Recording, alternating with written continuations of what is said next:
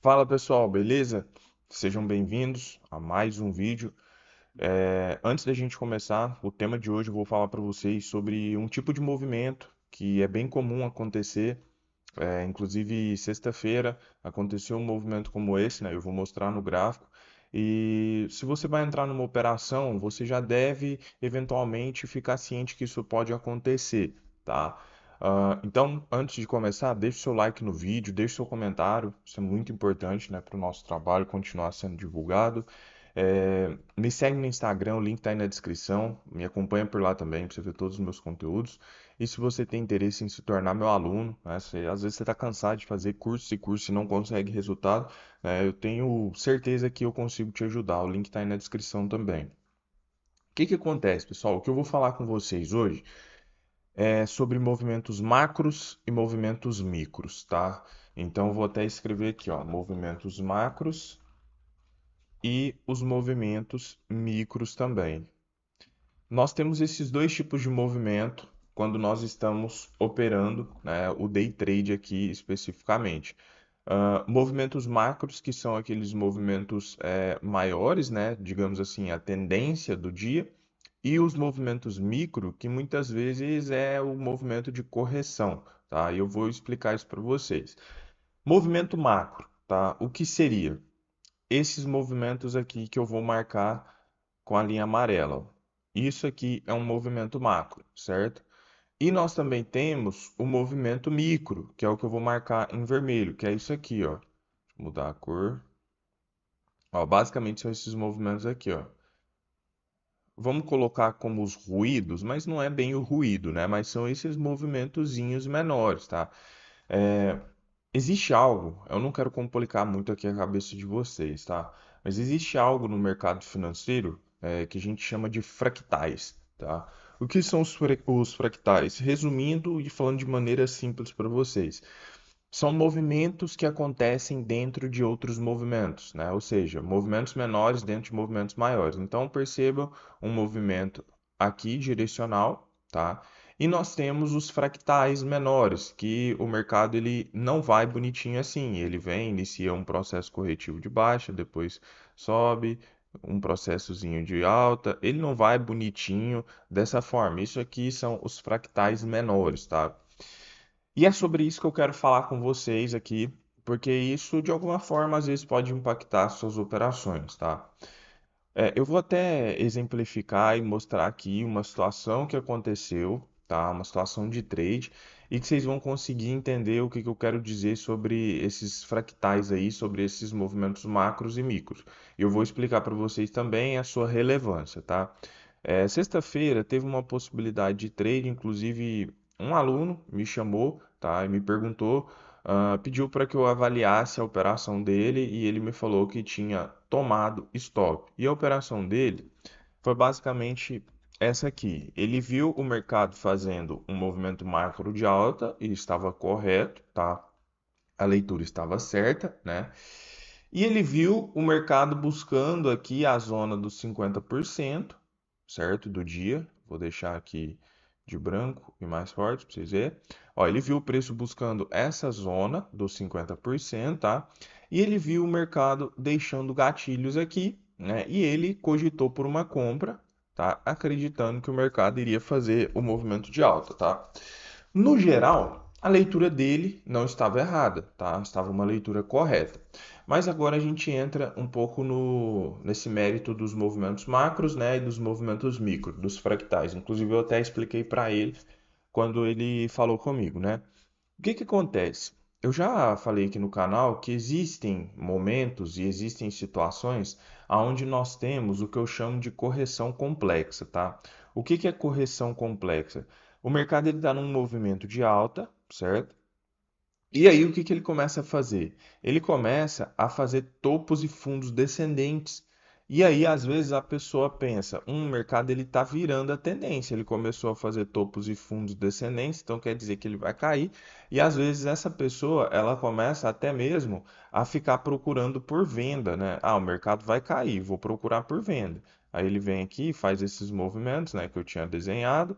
E aí ele começa a corrigir fazendo esses topinhos aqui, ó, mais baixo. aí a pessoa eventualmente pensa, vou vender porque ele está revertendo. E aí ele diz que fez uma compra, né, na região dos 50% que não estava errado. Agora entra a questão que eu ia falar com vocês sobre os movimentos micros. Qual que é, pessoal, a estrutura do preço? Topos e fundos, eu até falei isso na última aula, topos e fundos ascendentes, topos e fundos descendentes, tá? E mercado consolidado. Eventualmente, se eu tenho um topo rompido, ele passa a ser o quê? Um suporte. Se eu tenho um fundo rompido, ele passa a ser o quê? Uma resistência. O que acontece em alguns momentos, tá? É que o preço ele começa a respeitar padrões dos movimentos micros, tá? Mas aí, antes de falar sobre isso, eu já deixo claro aqui com vocês que mesmo que eventualmente o mercado ele venha respeitar estes movimentos micros, eu, Arthur, não os trabalho, tá certo? Por quê? Porque o meu foco é ir sempre a favor da maioria.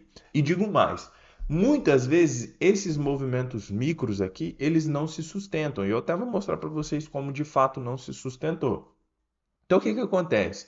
O que o preço fez aqui, nada mais nada menos, foi do que respeitar uma estrutura micro, porque perceba que ele cai, ele marca fundo, corrige e rompe. Só que ao voltar a testar essas regiões aqui, ele tinha marcado fundo aqui também, né? Ao voltar a testar essas regiões aqui de fundo, ó, mais à frente, o mercado acaba testando essa região como uma resistência. Mas aí eu digo de novo para vocês, existem, pessoal, muitos e muitos e muitos cenários que o mercado ele vai tentar fazer isso, tá? E se você ficar acreditando nesse tipo de movimento, provavelmente você vai começar a trabalhar 90% das suas operações contra a maioria. Vou dar um exemplo aqui, ó. Percebam esse dia, aqui fica fácil para vocês entenderem. O mercado ele está direcional baixista, correto?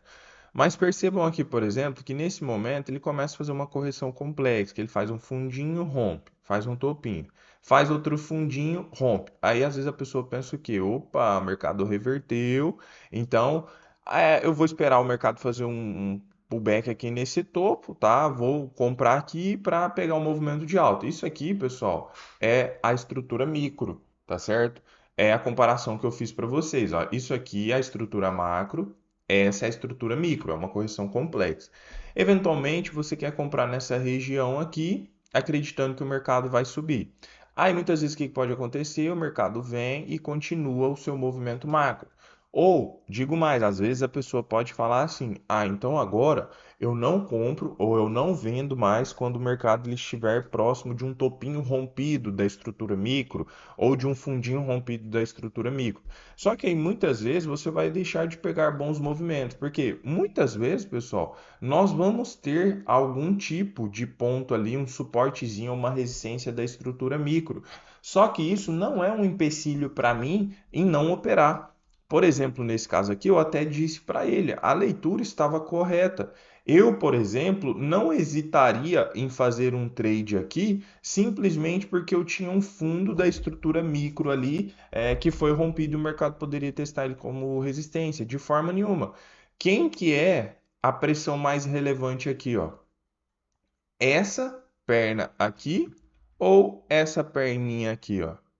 Qual vocês acham que é a pressão mais relevante? O círculo azul ou o círculo rosa aqui, roxo? Bom, com certeza é esse círculo maior, a pressão do dia. E aí, o intuito do vídeo vem para educar vocês sobre esse tipo de movimento. Saibam, pessoal, que eventualmente o mercado ele vai respeitar estruturas micros, tá? Lembrem dos fractais. Vamos lá de novo. Eu tenho uma estrutura, uma tendência de alta, beleza? Só que dentro dessa tendência, pessoal, eventualmente eu vou ter o quê? Eu vou ter as microestruturas, que o mercado ele vem montando estruturazinhas ao decorrer dessa tendência. E aí, o que que eu quero dizer para vocês? Às vezes o mercado ele está, por exemplo, nesse processo aqui de correção, certo? Só que ele marcou um fundinho aqui nessa estrutura, só que ele está buscando um ponto muito importante de suporte da estrutura macro. Eu não vou deixar de abrir uma compra aqui simplesmente porque eu tenho um fundo nessa região.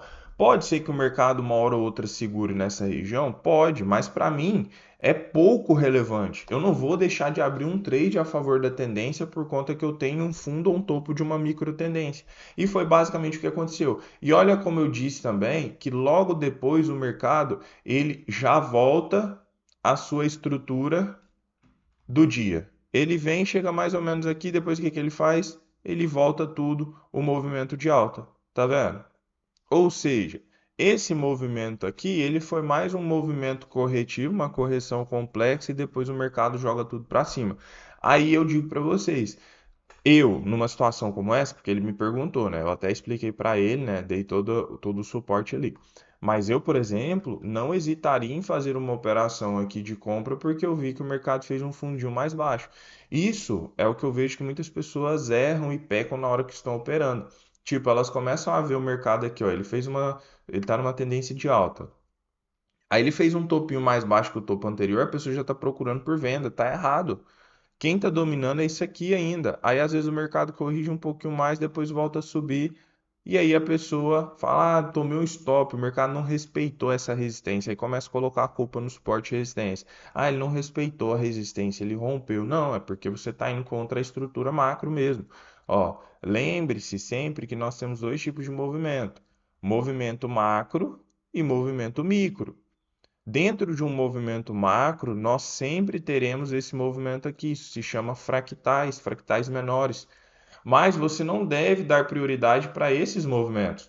O seu foco deve ser esse aqui. Eventualmente você vai tomar um stop? Vai, porque pode ser que em algum momento ele segure. Mas a sua proporção de risco-retorno vai ser sempre bem mais interessante quando você busca trabalhar sempre aliado aos movimentos macros, tá certo? Bom, pessoal, era isso. Eu acho que eu fui claro. Se te ajudou, se eu fui claro mesmo, né? Deixa o like, deixa aí nos comentários também se você gostou da aula, tá? Isso aí ajuda muito. E compartilha com algum amigo que eventualmente está tendo dificuldade, né? Pode ser que esse conteúdo aqui também ajude ele, beleza?